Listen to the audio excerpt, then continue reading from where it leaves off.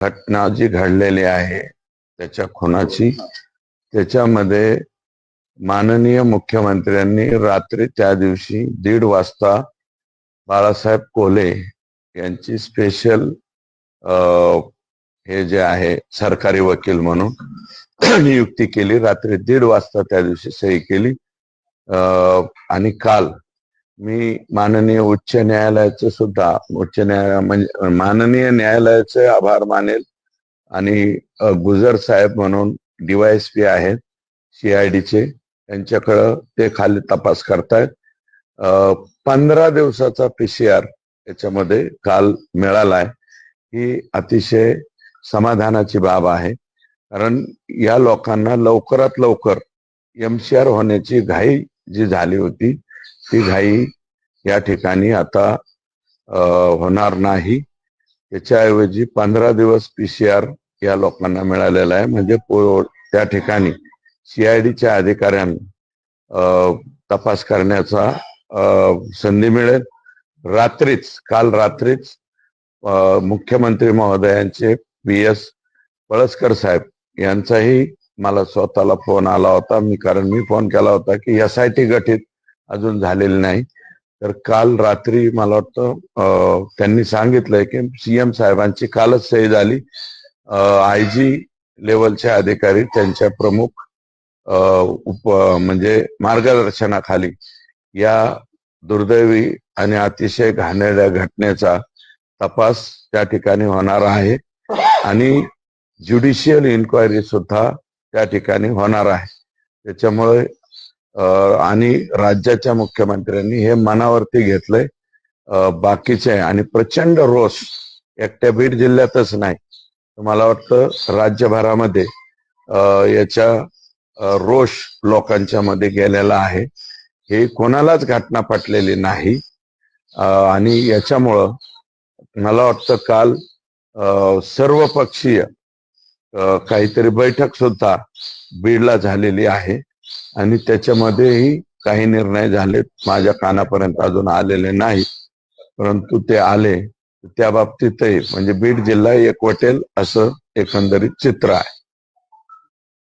अण्णा, विधानसभेमध्ये मुख्यमंत्र्यांनी या सगळ्या संदर्भामध्ये निवेदन केलं. अशा परिस्थितीमध्ये लोकांना विश्वास ठेवणं थोडस, कारण की अनेक लोक प्रश्न उपस्थित करतात, मोर्चाचं आव्हान करतात. तुमची काय एकंदरीत मुख्यमंत्र्यांच्या निवेदनावर भूमिका आहे? जिल्ह्यातल्या लोकांना काय सांगतो? CM साहेबांच्या निर्णयाच्या पुढं किंवा निवेदनाच्या पुढं बोलणारा मी कोण? आणि एवढं पॉझिटिव्ह निवेदन मला वाटतं आजपर्यंत कुठल्याही मुख्य गृहमंत्र्यांनी किंवा मुख्यमंत्र्यांनी केलं नसेल. एवढं पॉझिटिव्ह निवेदन केलंय. आजपर्यंत कुठल्याही खुनाच्या घटनेमध्ये त्या कुटुंबाला किंवा त्याला मदत झालेली नाही. 10 लाख रुपयाची मदत मोका लावतो हे स्वतः CM साहेब म्हणले. एका दिवसामध्ये इथला SP हलवलाय. ज्या SPनी अराजकता माजवली इथं कोणाचं तरी ऐकून, आका बाका यांचं ऐकून जे काही उद्योग या जिल्ह्यामध्ये केले होते एका दिवसात. आणि मला वाटतं CM साहेबांनी याच्यामध्ये सभागृहात निवेदन केलं तर संध्याकाळी 11 वाजता तर लगेच त्याच दिवशी नवीन SP साहेब जे आहेत ते जॉईन झाले. आणि मी स्वतःच माझं स्वतःच स्टेटमेंट होतं की डायरेक्ट IPS SP या जिल्ह्याला असला पाहिजे.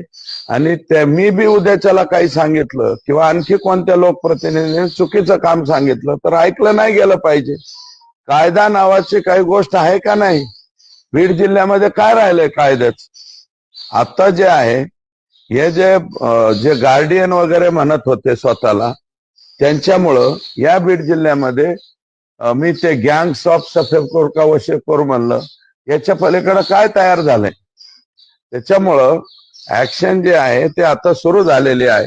आणि मला असं वाटतं नवीन SPनी सुद्धा म्हणजे आता SIT तर आज मला वाटतं जाहीर होईल. माझ्यापर्यंत नाव वगैरे कोणाचे काय आलेले नाहीत.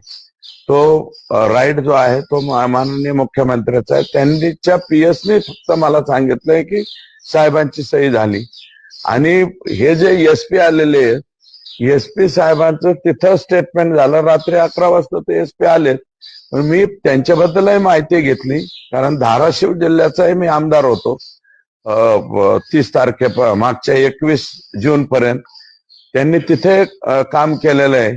समाधानकारक काम आहे की कडक वृत्तीचे आहेत, आणि बीड जिल्ह्याला एका कडक अधिकाऱ्याची आवश्यकता होती. यापूर्वी लक्ष्मी गौतम साहेब यांनी या जिल्ह्यामधलं पुढारी राज किंवा हम करे सो कायदा हे सगळं बंद केलं होतं. आणि मला मीडियाला विनंती आहे की बाबा म्हणजे याच्यावरती तुम्ही सुद्धा प्रकाश टाकला पाहिजे. मी स्वतः तर म्हणलं तर पोलीस स्टेशनला अतिशय कमी फोन करणारा व्यक्ती आहे, हे मी नम्रपणे सांगतो. मात्र आपण जर बघितलं तर या प्रकरणामध्ये आज 16वा दिवस आहे. मात्र जे 3 आरोपी आहेत त्यात अटक नाही, आणि जे खंडणीचा प्रकार आणि हत्येचा प्रकार हे 2 प्रकार वेगवेगळे अशा पद्धतीने दाखवलं जातं. नेमकं या संदर्भात तुमची काय मागणी असणार आहे आणि ती कशा पद्धतीने हे बघा, पोलीस, सीआयडी, आणखी बाकी सर्व हे सगळ्याच्या सगळं त्याच्या पाठीमागे आहेत. पोलीस लवकरात लवकर मला वाटतं त्यांना अटक करतील, आणि अटक झालीच पाहिजे ही माझी मागणी आहे, माझी स्वतःचीच. परंतु अविश्वास दाखवता येणार नाही. त्यातले जे विष्णू चाटे म्हणजे आकाच्या खालचे छोटे आका, हे मला वाटतं आत गेलेत, आणि ते आत गेले म्हणजे पोलिसांनी पकडलेत असं मला वाटत नाही. ते सरेंडर झालेले आहेत. बाकीच्यांना विनंती, मला बाकीचे छोटपोट याच्यापेक्षा याच्यातला जो आका आहे तो आका आता लवकरात लवकर आत गेला पाहिजे, आणि तो 100% फक्त खंडणीच्या गुन्ह्यात आहेत असं माझं आता मत राहिलेलं नाही. ते 302चे सुद्धा मेन प्रमुख सूत्रधार तेच आहेत. त्याच्यानंतर आता त्यांच्यावरती माननीय मुख्यमंत्र्यांनी मकोको अंतर्गत म्हणलंय ना, म्हणजे ऑटोमॅटिकली याच्यामध्ये आता मोका सुद्धा ग्राह्य झालेले आहेत. हे मोकात गेले पाहिजेत. हे जे वागलेले आहेत, 200 कुटुंब गावं सोडून गेलेत, तिथले व्यापारी गावं सोडून दिलेत. गायछाप तंबाखूची एजन्सी सुद्धा हमारेच पास होना, पीएनची एजन्सी, चुन्याची एक मुसलमानाची एजन्सी होती, ती एजन्सी बी ह्यांनीच काढून घेतली. मारवाडी समाजाच्या कोणत्याही माणसाकडे काही एजन्सी राहिलेली नाही आता परळी तालुक्यामध्ये, बरं का. आणि अराजकता काय आहे ते जरा तिथं परळीत, मला असं मीडियाला माझी विनंती आहे की परळीला जाऊन बघा ना, थोडस मुलाखती वगैरे घ्या लोकांच्या, काय अवस्था आहे काय नाही. त्याच्यामुळं माझं मत असं आहे की लवकरात लवकर यांना अटक करावी, आणि पोलीस 100% अटक करतील. यासाठी आज गठीत होईल. त्याच्यामुळे हे लवकरात लवकर आत गेले पाहिजे बिन भाड्याच्या खोलीमध्ये. तुम्ही आता बोलताना गार्डियन या शब्दाचा उल्लेख केला, आणि त्याच गार्डियन मिनिस्टर संदर्भात चर्चा सुरू आहे मागच्या 2 दिवसापासून. अमोल मिटकर यांनी तर ट्विट केलं होतं की अजित पवार सारखा एक नेता जो बीड जिल्ह्याचा पालकमंत्री असला पाहिजे. तुम्हाला व्यक्तिशः काय वाटतं? माझं मत असं आहे की राज्याच्या मुख्यमंत्र्यांनीच पालकत्व स्वीकारावं, किंवा अजितदादा जरी या जिल्ह्याचे पालकमंत्री झाले तरी माझं काही मत नाही. परंतु मला वाटतं हे दोघंही होतील असं मला वाटत नाही, कारण राज्याच्या मुख्यमंत्र्यांनी स्पेशली फक्त तिथे नक्षलाईट एरिया आहे म्हणून तिथलं पालकत्व, पण राज्याच्या मुख्यमंत्र्यांना मला वाटतं कुठेही डायरेक्ट पालकमंत्री होता येत नाही. उपमुख्यमंत्री असताना त्या कालावधीत मला वाटतं ते तिथले पालकमंत्री झालते. एकनाथराव शिंदे साहेबांनी काही काळ तिथे, ते मला वाटतं त्यावेळेस नगर विकास मंत्री होते फक्त, किंवा MSSRDCचे त्या कालावधीत. मुख्यमंत्र्यांना डायरेक्ट जाता येतं का नाही हे माहित नाही, पण आनंद आहे मुख्यमंत्री उपमुख्यमंत्री दोन्ही उपमुख्यमंत्री किंवा मुख्यमंत्र्यापैकी जर कोणी पालकमंत्री झालं तर अतिशय आनंदाची बाब होईल. कारण आणि गार्डियन जे मागचे गार्डियन हे मला वाटतं त्यांनी पालकमंत्रीपदही भाड्याने दिलं, मंत्रीपदही भाड्याने दिलं. लीज ऍग्रीमेंट त्यांनी केल्यामुळं मोठा प्रॉब्लेम झाला. पण काय होईल असं वाटतं तुम्हाला? कारण सत्ताधारी आमदार अण्णा तुम्ही आहे, या सगळ्या परिस्थितीमध्ये जनता आरोपी अटक होत नाही म्हणून रस्त्यावर उतरणार आहे. 28 तारखेला बीड मध्ये मोठा मोर्चा निघणार आहे. काय लोकांना तुमचं आव्हान असणार आहे? लोकांना विश्वास नाही मोठा ठेवण्याचं- मोर्चा म्हणजे सर्व पक्षीय मोर्चा म्हणलेला आहे त्यांनी. हो, हो. कदाचित मला बी हजर व्हावं लागणार आहे. मलाही रात्री त्यांनी सांगितलं तुम्ही मोर्चाला उपस्थित राहा. सगळे आमदार राहतील. बीड जिल्ह्यातले नाही प्रशासनावर विश्वास वगैरे म्हणून नाही. आज जी बैठक झालेली आहे त्याच्यामध्ये कोणीही राज्याच्या मुख्यमंत्री किंवा प्रशासनाच्या विरोधात असे काही स्टेटमेंट झालेले नाहीत अशी माझी माहिती आहे. ही म्हणजे क्रुएल पद्धतीने जी हत्या झालेली आहे, समाजमान पूर्णपणे नाराज आहे. एकट्या बीड जिल्ह्यातच नाही, आता सभागृहामध्ये मी जे बोललो त्याच्यामुळं माझे दोन्ही मोबाईल जेवढे आहेत, माझ्याकडे काय पर्सनल नंबर नाही, त्याचे सगळे मेसेज बॉक्स फिक्स सगळं हाऊसफुल होत आहे आणि कुठले कुठले मला तर ओळखत बी नाही. म्हणजे याचा अर्थ संपूर्ण राज्यातल्या लोकांना ही घटना आवडलेली नाही. आणि कालची जी बैठक मानताय तुम्ही तर ते सर्व पक्षीय बैठक होती. त्याच्यात भाजपचे बी लोक होते, राष्ट्रवादीचे होते, पवार साहेबांच्या गटाचे होते, उभाटा गटाचे लोक होते, शिंदे साहेबांच्या गटाचे लोक होते. ही बैठक सर्व पक्षीय बैठक होती आणि मोर्चा जो निघणार आहे तो मला वाटतं सर्व पक्षीय निघणार आहे. अण्णा आता पालक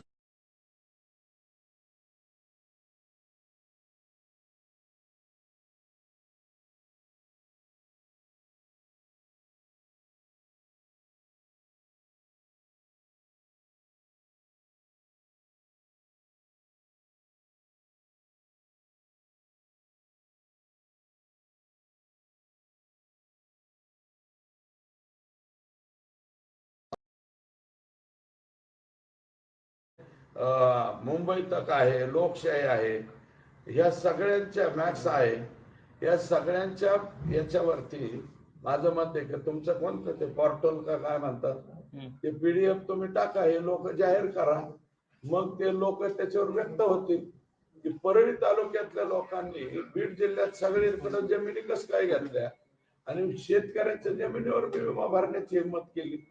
तुमची जमीन आहे, मी विमा भरतोय, तुम्हाला माहितच नाही. आणि नंतर हे जेव्हा बीड जिल्ह्यामध्ये सक्सेस झालं, मग हे धाराशिवकडे वळले, मग आता परभणीकडे वळले. जालना जिल्ह्यातल्या काल काही शेतकऱ्यांचा फोन आलेत मला, जालना जिल्ह्यातही हे 20-25 हजार हेक्टरकडे सरकते आणि माननीय मुख्यमंत्र्यांनी जाहीर केलंय सखोल चौकशी करून उद्याच्याला हे बघा. परळी तालुक्यातले 22 CSC सेंटर धाराशिव जिल्ह्यामध्ये सुद्धा विमा भरतात. 22 CSC सेंटर परळी तालुक्यातलेच बीड जिल्ह्यातले 10,000 हेक्टरवर भरतात आणि 22 एक रामनगर तांडा म्हणून एकच CSC सेंटर आहे, त्यांनी 40,000 हेक्टरचा विमा भरलाय परभणी जिल्ह्यामध्ये. आणि हे लावलंय काय? आणि जालना जिल्ह्यामध्ये मी आता काल फोन आला माझ्याकडे, त्या व्यक्तीचा मोबाईल नंबर ते देतो तुम्हाला. मात्र हे कुणा कशा आज त्यांना मी बोलवलंय, मी लग्नाला जाणार आहे नाका त्यांच्या आता. मात्र यात कुणाला पाठीशी घातलं जाते कारण हे नेमकं कशा पद्धतीने चालतंय आणि ह्याला वरद हस्त कुणाचा आहे, पाठबळ कुणाचा आहे? कोणाचे मी म्हणलंय ना, संजय सिंगानी यांनी, राज कुंद्रा नाही, मलाच माहित नव्हतं ते, माझं बी कधी कधी असं होतंय, त्यामुळे ते संजय सिंगानी या नाव येतं गजनी पिक्चर मधलं आमिर खानचं. ते झालेलं आहे. मी 2023 ते 2024 पर्यंत कोण कृषी मंत्री होते हे मला आठवत नाही. आता कृषी मंत्री मला वाटतं कोकाटे साहेब झालेत ना सिन्नरचे, आणि पहिले जे होते ते मला आठवत नाही.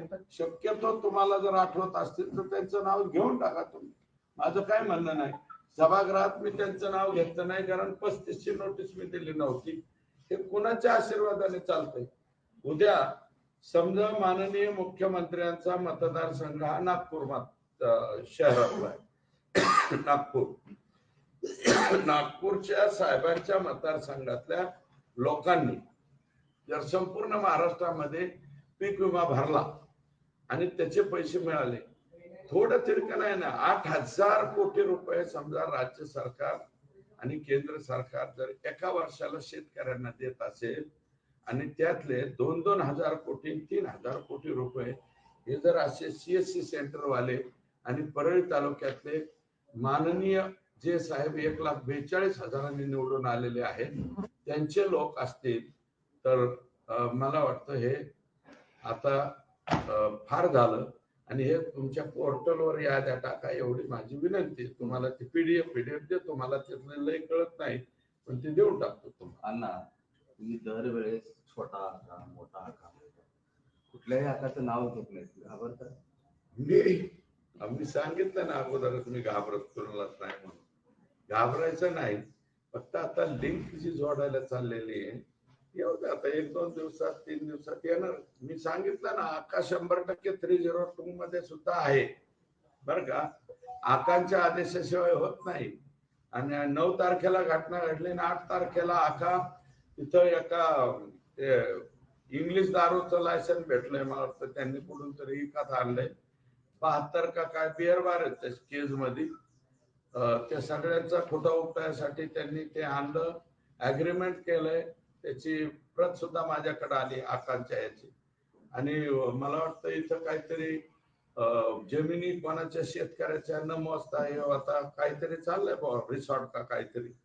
आता जाता जाता जरा बघा, त्याच्यानंतर ते काय म्हणतात आपला मांजरसोबा फाट्यावर बीडला जाताना तुम्ही काही मस्साजोगला जाताना डाव्या बाजूला जरा रिसॉर्ट कोणाचं चाललंय, कोणाच्या जागेवर चाललंय, तिथले शेतकरी टाव फोडतायत की बाबा आमची जमिनीवर तुम्ही बांधकाम कसं काय करायला लागले. नाही नाही म्हणजे आमची जमीन आहे.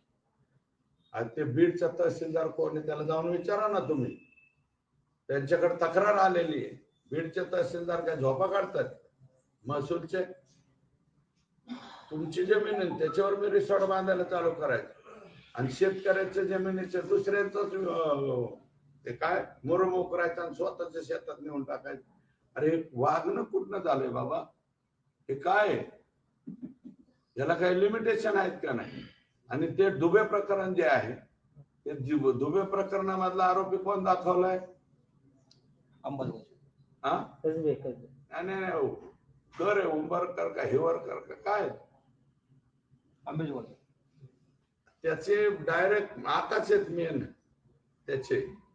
आणि किती लाखात मिटलंय काय मिटलंय ते बी मला आलंय. येणार आहेत ते लोक मला भेटायला. आणि ज्यांनी परळी शहर सोडलंय त्यांची बी यादी तुम्हाला उद्यापर्यंत देतो. परळी शहर सोडून गेले ते आणि कोणाच्या मोक्याच्या जमिनी दिसल्या की डायरेक्ट ही आमचीच म्हणायची. आणि 200 रुपयाची वस्तू असली की म्हणायचे द्या 20 रुपयाला, नाही दिली तर लगेच तिथं हे आमचीच म्हणायची. ही इतकं वागणं वाईट असतंय काय? हा अरे तुम्ही, आम्ही तर 99चे आमदार आहेत आणि तुम्ही 99 पासून आमदार आहेत बाबा. कोणाच्या जमिनीवर जाऊन असं काय आमचं जे वावर म्हणल्यावर कसं जमायचं? हा हे वागणं कुठलंय, पद्धत कुठली? अधिकाऱ्यांना बोलण्याची भाषा काय होती त्यांची? काही रेकॉर्डिंग असलं तर जरा व्हायरल करा. हा IAS IPS ला सुद्धा कसं बोलायचं, कलेक्टरला कसं बोलायचं, यांचं बोलणं कसं असतं काय असतं मी खाजगीत सांगेल तुम्हाला. याच्यावर बोललं तर बीड जिल्ह्यामध्ये असले काही लोक बोलत असते. पण पालकमंत्र्यांच्या बाबतीत मी म्हणलं ना, माझी पालकमंत्र्यांच्या बाबतीत की त्यांना एखादा मित्र शिल्लक राहिलाय का? त्यांच्या जवळचे कोण माणसं जवळ राहिले? आणि जे खासदार झाले ते बी त्यांचेच मित्र होते ना, सख्या भावासारखे राहत होते. कसं काय गेले ते दुसऱ्या पक्षात? याच अंतर्मनाला कुठेतरी विचार करो. थोडस मला वाटतं अंदर खुद के झाक के जरा बघावा ना. तुमचे पहिले तुम्ही असे नव्हते, हे आता ह्या 5 वर्षात असे का वागायला लागले? आणि काय काय चर्चा तुमच्याबद्दल येतात, काय काय नाही, हे जरा लोकांना. एकट्या ती माऊली जी बडबड करते, काय त्यांचं नाव आहे? आजपर्यंत मी कधी म्हणलं नव्हतं. ते बीड मध्येच राहतात मला वाटतं. हा आणि पिस्तुलाच्या लायसनीला शिफारशी कोणाच्या आहेत? अरे लक्ष्मी पूजनाच्या दिवशी गाड्या पुजताना वर गोळ्या हातात तुम्ही, आणि बापाचं लायसन आणि पोरगा पिस्तूल लावतोय. काय चाललंय बीड जिल्ह्यामध्ये? हा आणि हे लायसन कोणी दिले त्यांना? रद्द करावेत. आणि त्यांच्या माधव जाधवचं काय दोष होता? माधव जाधवच्या क्लिपा बघितल्या नाही का तुम्ही? नमिता मंडळाचं मतदान कशामुळे कमी झालं? माधव जाधवला रटून हाणले आणि गोळ्या ते पोलिसांना काय भाषेत बोलतोय ते बारका पोरगा मीडियाला दिसत नाही तुम्हाला? तुम्हाला म्हणता येत नाही ह्याच्यावरती? ती क्लिप परत परत दाखवा ना, महाराष्ट्राला दाखवा, जगाला दाखवा. त्या माधव जाधवचे असं वरून तो पोरगा असं बोलतोय कुणाला? पोलिसाला. अरे आम्ही आता 54 वर्षाचं झालो बाबा, 55 वर्षाचं होतो, आजपर्यंत पोलिसांना चुटक्या वाजवून फेटक्या वाजवून आमची बोलण्याची हिंमत नाही झाली. हा काय नाव आहे ते पोरगा? फड नावाचा काहीतरी. मग तुम्हाला मीडियाला दिसत नाही का? सगळं गोड गोड गोड गोड दिसतंय का बीड जिल्ह्यामध्ये? तुम्ही का त्या क्लिपा टाकल्या नाही? माझा सवाल आहे, चौथा स्तंभ आहे तुम्ही. माझी विनंती आहे तुम्हाला, पाया पडून विनंती आहे की ते दाखवा ना. आणि 40 पोरांवरती गुन्हा दाखल केलाय तिथं 307चा खोटा. ते डॉक्टर कोण आहे? परळीचा देशमुख. आजपर्यंत आयुष्यात कधी कोणाचं झालं नाही. त्याच्या विरोधात अॅट्रॉसिटी 354. खरा घटना आहे का ती? तुम्हीच माणसं पाठवायची, तुम्हीच करायला लावायचं आणि पुन्हा त्याच्या दवाखान्यावर जाऊन हल्ला करायचा. ही मानसिकतेतून ते घटना घडलेली. खरी घटना आहे का ती? आणि किती लोकांचे मर्डर झालेत संगीत दिघोळे पासून आतापर्यंत. हे काल परवाचा सोनं नाही का काय ते पोरगा बबन गीतेचा भाऊ ते आरोपी आहेत त्याच्यात. हा बबन गीते होता का ह्या त्याच्यात? तरी मी त्याचं नाव टाकलं. एक साधं मीडियाने, माझी विनंती आहे बाबा, आम्ही नाही बोललो, परंतु बबन गीते खरंच आरोपी आहे का त्याचा? राजकारणामध्ये विरोधात लोक असतील, अरे आम्हाला बी विरोध करणारे आहे, पण असं थोडीच आहे की त्याचा एकदम कार्यक्रमच करायचा. यादी आहे माझ्याकडे किती खून झाले त्याची बी यादी आली. उद्या किंवा परवा सांगतो तुम्हाला. परळीत संगीत दिघोळे, किशोर फड, गरजे. आता आमच्या इथे एक नवीनच प्रकार ऐकू आलाय मला. त्याच्यावर आता मी पूर्ण माहिती घेतल्याशिवाय बोलणं बरोबर नाही.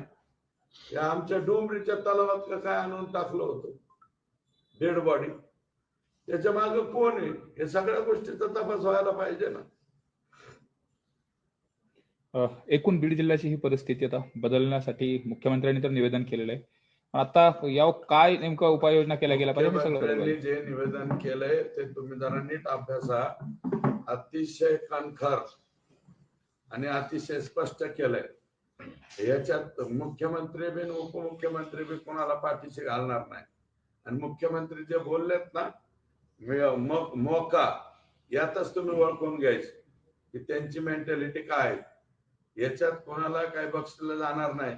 आणि माझी विनंती आहे तुमच्या माध्यमातून, ज्या ज्या लोकांवरती अन्याय झालेले आहेत, आता हळूहळू लोक यायला लागलेत आमच्याकडे, निवेदन यायला लागले, पण पूर्ण त्याची बी माहिती घेतल्याशिवाय आम्ही बी व्हेट स्टेटमेंट करणं बरोबर होणार नाही.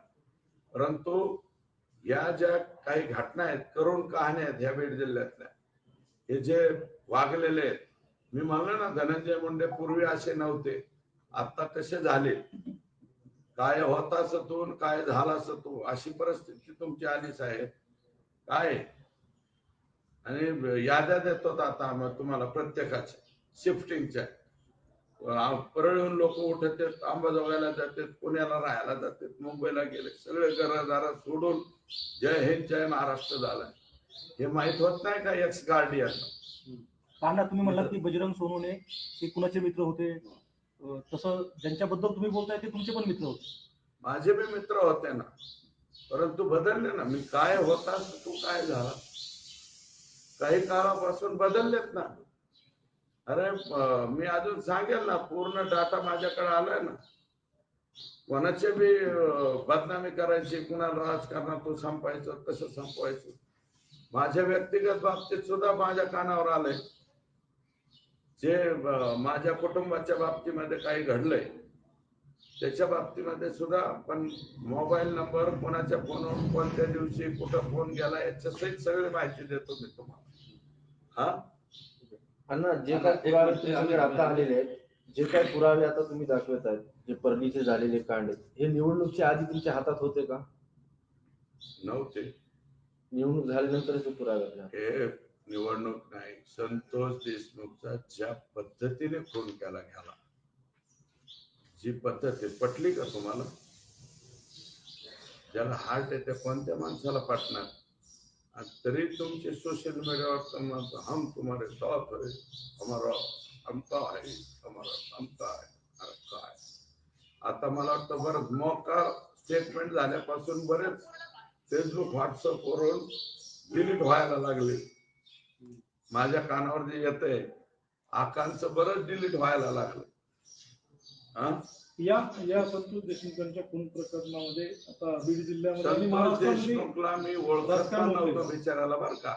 फक्त मला मनाला काय लागलं, संतोष हांगे माजी जिल्हा परिषद सदस्य यांनी मला माहिती दिली. कालच्या लोकसभेला वातावरण काय झालं आपल्या जिल्ह्यामध्ये ते माहित होत. मस्साजोग हे मराठा समाजाचं गाव आणि पंकजाताईंची रॅली होणार होती. संतोष हांगेकर ते पोरगा तो इतका चांगला होता की संतोष हांगेंचं जे गाव आहे त्या गावाचं खरंच चांगलं डेव्हलपमेंट संतोष हांगेंनी केलेलं आहे. ते बघायला सुद्धा तो सारखं जायचा. संतोष दादा मी काय करू, माझ्या गावाचं डेव्हलपमेंट करायचंय, कोणत्या योजनेत पैसे आणायचे, काय आणायचे. आणि ह्याच संतोष हांगेंनी स्वतः मला फोनवरती सांगितलं की रॅली चालू व्हायची पंकजाताईंची, तुम्हाला सत्कार करावा लागणार.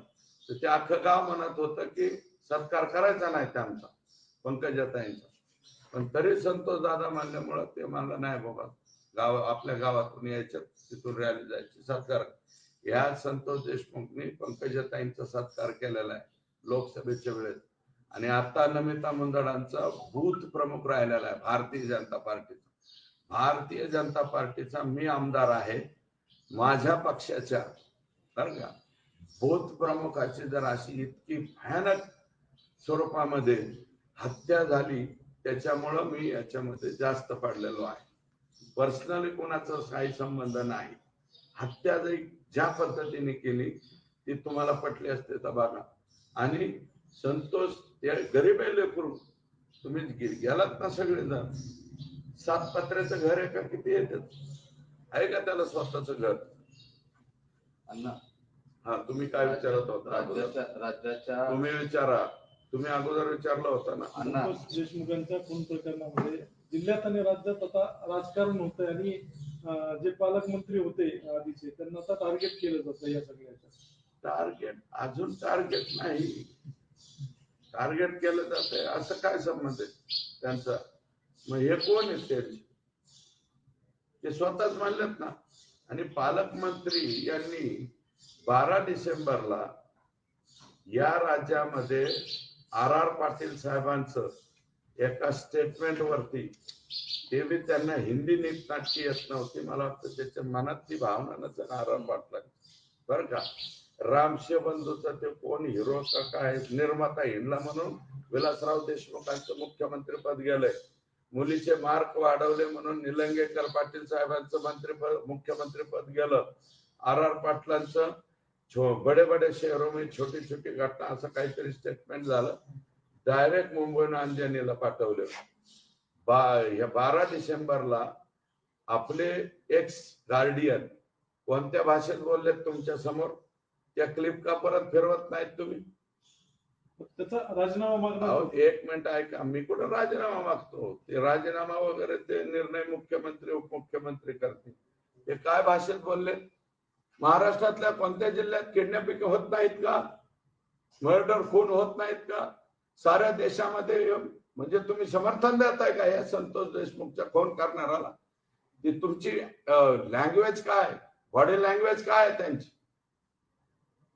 मग कोणताही तुम्ही पत्रकार बांधवांना माझ्या हात धरून पाया पडून विनंती आहे, त्या लँग्वेज वरती तुम्ही का बोलले नाही? अतिशय सुंदर स्टेटमेंट आहे का ते? आणि कुठून करताय तुम्ही? गोपीनाथ गडावरून. गोपीनाथ मुंडे साहेबांची समाधी असलेलं ठिकाण आहे ते. त्या समाधीच्या ठिकाणावरून जे स्टेटमेंट झालेलं आहे जरा तुमच्या पोर्टलवरती काढून टाकलंय का? आहे जागेवर सगळ्या मीडियाची. माझी महाराष्ट्रातल्या तमाम जनतेला विनंती आहे की ते स्टेटमेंट बघा. ती बॉडी लँग्वेज बघा. आणि त्याच्यामध्ये बी चष्मा पाचवा ढकली ते स्टाईल मध्ये. अहो तुम्ही कोणत्या दुनियात येत? वागत आहे कसं? असं स्टाईल चष्मा. संतोष देशमुखच्या फोन प्रकरणाच्या याला उत्तर देताय तुम्ही मीडियाच्या समोर, आणि तुमची स्टाईल काय आहे? धनुभाऊ भाऊ म्हणतो मी तुम्हाला. मग याचा अर्थ असा आहे की तुम्हाला सिरियसनेस काय आहे का? संतोष देशमुख तर झाला असं कुठे बी होत असतं असं म्हणलेत ते. तुमच्या ह्याच्यावर आहे का? नसलं तर टाका ना परत एकदा. गोविंदजी पाया पडून विनंती आहे तुम्हाला. पडू का पाया? तुम्ही माझ्यापेक्षा तुम्ही वयाचे. पाया पडतो बाबा तुमचे. हा अरे काय वागणे? पिस्तूल कोणाला, कोणाकडे पिस्तूल आहे? आमच्या पाटोद तालुक्यात काय गँग तयार झालाय? हा एक जर्मन मेड असलेले ते हे त्या पवन चक्क्याच्या काय म्हणते ते वर चढवायचं मशिनरी आहे. किती बाऱ्या फोडल्यात? तिथल्या तारा किती वेळा चोरून नेतील? कोण चोरून नेतील? हे गँग्स ऑफ वशेपुरचे सगळं आकाशचे सगळे माणसं. इतकं बिभत्सवानं चित्र झाल्यावर जो माणूस अजूनही म्हणतो माझं ऑब्जेक्शन आहे, धनंजय मुंडे साहेबांचं 12 ऑक्टोबरचं जे स्टेटमेंट आहे ते उन्मादाचं स्टेटमेंट आहे. ते तुम्हाला गर्व झाल्याचं स्टेटमेंट आहे आणि तुम्हाला सिरियसनेस नसल्याचं स्टेटमेंट आहे. संतोष देशमुखच्या खून प्रकरणावरती जे त्यांचं स्टेटमेंट आहे ना, ते स्टेटमेंट परत एकदा काढून फिरवा ना महाराष्ट्राच्या समोर. का फिरवणार तुम्ही? बस चला. एक मिनिट अण्णासाहेब, आपण देखील मंत्री राहिला, राज्यमंत्री राहिला. आपल्याकडे तत्कालीन एक अधिकारी होते, जिल्हाधिकारी, त्यांनी एक पुस्तक लिहिलं होतं, हो बीड एक भयान वास्तव. त्यामध्ये तुमच्याबद्दल पण त्यांनी काही वक्तव्य केलं होतं. हो केलंय ना माझ्याबद्दल. मी कालच विचारलं, मी ते सोशल मीडियावरचा राजकारणाचा फळ या याच्यावरती वाचलं मी. त्यात काय म्हणलंय, मी शिक्षकांच्या बदल्या चाललेल्या होत्या, ते सगळं दप्तर मी डोक्यावर उचललं, घेऊन गेलो, त्याच्यावर माझ्यावर केस झाली. एक मिनिट आहे, तुम्ही काही टेक्निकल पॉइंट विचारू नका. तुमचा माझा इरादा माझ्या लक्षात आलेला आहे. तुमचा इरादा लक्षात आलाय. तुम्ही धनंजय देशमुखला कोणत्या पद्धतीने प्रश्न विचारतात हा सुद्धा इरादा माझ्या लक्षात आला. तुम्ही माझे मित्र आहेत, परंतु तुम्ही चुकीचं विचारताय. काय माझं त्या कोचे साहेबांनी काय लिहिलंय ते दप्तर मी उचललं, घेऊन गेलो. शिक्षकांच्या चुकीच्या पद्धतीने बदल्या होऊ नये. बीड जिल्ह्यातल्या गोरगरिबीच्या लेकरांच्या, मला वाटतं माने साहेब सीओ नवीन आले होते, माझ्यावरती गुन्हा दाखल झाला. मी कोणाचं काय हडपलंय तर कोणाचं काय केलं असं काय असलं तर दाखव. मी शिक्षकांच्या बदल्या, आणि ती शिक्षकांच्या बदल्यांची वेळ नव्हती, चुकीच्या वेळी ते बदल्या करत होते, आणि त्या जर बदल्या झाल्या असत्या तर लेकरा बाळांचं नुकसान झालं असतं गोरगरिबाचं. मी जिल्हा परिषदेच्या शाळेवर फार बारीक लक्ष देतो साहेब. का? गोरगरिबाचे, दीन दलिताचे, दुबळ्याचे पोरं जिल्हा परिषदेच्या शाळेत, फादर वास्को, डिस्को, अप्रो असते काही जे नाव असते, ते एवढ्या शाळेत गरिबाचे लेकर जाऊ शकत नाहीत टाय घालून, बूट घालून. म्हणून माझ्या कोचे साहेबांनी लिहिलं असेल, अतिशय आनंद आहे. जे लिहिले ते प्रसिद्ध करा, पोर्टलवर टाका.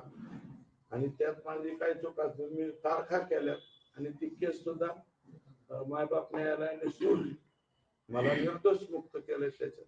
अण्णा, अंजली दमानिया यांनी या प्रकरणात आरोप केले, तर यातील आरोपींचे काही नेत्यांशी देखील संबंध आहेत व्यवहारिक, याबद्दल देखील त्यांनी भाष्य केलं. ज्यांच्याशी संबंध असतात, अंजली ताईंनी जर त्या ठिकाणी बोलले असतील तर ते व्यावहारिक संबंध हे ते सगळंच तपासावं. कोणाचे व्यावहारिक संबंध आहेत, काय आहेत. अहो लय गमती आहेत. ते लातूरचे ह्याचे बियाणीची पतसंस्था कोणती? राजस्थानी मल्टीस्टेट. तिथे आता माझ्या कानावर आलं, तो तपास तिथल्या एलसीबी कडे होता, तिथला काढून तिथल्या एसपींनी ईओडब्ल्यू कडे ढकलला. का ढकलला? सोमय्या मुंडे का कोण नावाचे एसपी आहेत ना, त्यांचे बी डॉक्युमेंट माझ्याकडे येत आहेत आता. राजस्थानी मल्टीस्टेट चांगली चालली होती, काही अडचण नव्हती. कर्ज कोणी द्यायला लावलं? आकांनीच कर्ज द्यायला लावलं, त्यांच्या माणसानं बुडवायला लावलं, त्यांच्याच माणसानं. हा, आणि परत एका दिवशी ह्यांनीच बाबाटा केला, बुडाली बुडाली बुडाली गेलं ते बियाणे आतमध्ये. चांगलं चाललेलं. आणि लातूर जिल्ह्याचे एसपी यांच्या बऱ्याच तक्रारी माझ्याकडे आल्या. हा तपास जाणीवपूर्वक एलसीबी कडून काढून ईओडब्ल्यू कडे त्यांनी दिलाय आणि त्याच्यामध्ये प्रॉपर्टी डील काहीतरी मोठ्या प्रमाणात या आकांचंच आहे. आका म्हणतो मी त्यांना, अक्का नाही, चुकून अक्का म्हणू नका, अक्का आईला म्हणतो. माझ्या स्वतःच्या आईला मी अक्का म्हणायचो. तुमच्यापैकी कोणा अक्का, बाई, आई आपण म्हणतो, तसं अक्का हा शब्द नाही, आका. हे राजस्थान मल्टीस्टेटचे जे तपास बदललेला आहे, तिथे मला वाटतं आता शहाजी उमाप साहेब आले. उमाप साहेबांना मी पत्र लिहिलंय की हा तपास कशामुळं जाणीवपूर्वक सोमय्या मुंडे साहेब जे एसपी आहे त्यांचाही याच्यामध्ये काही वाटा आहे का, हात आहे का, हा सुद्धा तपासावा. हे मुख्यमंत्र्यांनी हिंदू नामावलीचा प्रश्न तुम्ही उपस्थित केला. कशा पद्धतीने बीड जिल्ह्यामध्ये बिंदू नामावलीचा प्रश्न आहे? बिंदू नामावलीचा घोटाळा 2014च्या नंतर सुरू झाला. जवळपास 700 शिक्षक एखाटे एक्स्ट्रा झाले. आणि फक्त शिक्षकांच्याच बाबतीत नाही, पोलीस दलामध्ये, महसूलमध्ये आणि सगळ्याच विभागामध्ये एससीच्या जागेवर बी लोक येत आहेत. एससीच्या जागेवर पोस्टिंग कशाच्या जागेवर? एसटी, मायक्रो ओबीसी, व्हीजेएनटी, गडावरती सगळ्यावरती बी ठराविकच कर्मचारी येतात. कुणाकडून वशिला लावते, कुणाकडे जाते आणि बदल्या करून येते. इथल्या संपूर्ण बीड जिल्ह्याच्या प्रशासनामध्ये 50% जास्त एकाच प्रवर्गाचे लोक कसे काय आले आणि हे कसे काय ऍक्सेप्ट केले गेले याची संपूर्ण चौकशी करावी लागेल. आणि मस्साजोगला संतोष, मला वाटतं देशमुखांच्या गावात मी हे स्टेटमेंट केलेलं आहे आणि तुम्हीच होते माझे मित्र, हो बरं का, तुम्हीच होते आणि तुमच्याच पुढे मी स्टेटमेंट केलेलं आहे की बीड जिल्ह्यातले बिंदू नामावली प्रमाणे जागा काढायच्या आणि ज्या घटकांवरती इतर सर्व घटकावरती अन्याय होतोय, एकाच कॅटेगरीतल्या एका प्रकाराचा सोडून बाकी सगळ्या घटकांवरती अन्याय होतोय, त्या सगळ्या घटकांचे लोक बाहेर अडकलेत तर ते जिल्ह्यात आले पाहिजेत आणि एकाच कॅटेगरीचे अतिरिक्त झालेले लोक या बीड जिल्ह्यातून बाहेर गेले पाहिजेत. हे आम्ही 100% जिथं मांडायचं तिथं मांडू. आणि माननीय कमिशनर जे आपले आहेत त्यांनाही माझी विनंती आहे की त्यांनी लवकरात लवकर बिंदू नामावली तपासावी आणि लगेच सरकारकडे रिपोर्ट करावा असं मी लेखी पत्र. विधानसभा निवडणुकीमध्ये स्टार प्रचारक म्हणून भाजपकडून पंकजा मुंडे यांच्या नावाकडे होते. तुम्ही देखील 2-4 सभेला त्यांना आमंत्रित केलं. 2 सभेला आमंत्रित केलं. तुम्ही 80,000 निवडून देखील आला. हो. पंकजा मुंडे दुसरीकडे मंत्री देखील झाल्या. हो. तुम्ही मात्र शुभेच्छा दिल्या. मी शुभेच्छा देणार नाही, आधीच सांगितलं देणार नाही, अजूनही देणार नाही, काही संबंधच नाही. 440 बूथची यादी घेऊन जा, रात्रभर अभ्यास करा आणि उद्याच्याला प्रश्न विचारा, संपला विषय. पुढे बोला. शेवटचा प्रश्न, मसाजोग या ठिकाणी राज्याचे मुख्यमंत्री देवेंद्र फडणवीस येणार आहेत अशी चर्चा 2 दिवसापासून सुरू आहे. त्याबद्दल तुम्हाला कुठली माहिती आहे? मला माहिती नाही. मसाजोगला सगळे यायला लागले, सीएम साहेबांना तो त्यांचा निर्णय. मी कसं मुख्यमंत्र्यांचा निर्णय माहिती आहे का? मला काय माहिती नाही, परंतु सगळ्यात चांगलं डिसिजन ते येणार आहेत का नाही मला माहिती नाही, परंतु संतोष देशमुखच्या खून प्रकरणामध्ये सगळ्यात पॉझिटिव्ह निर्णय कोणते कोणी घेतले असतील तर राज्याच्या मुख्यमंत्र्यांनी घेतले.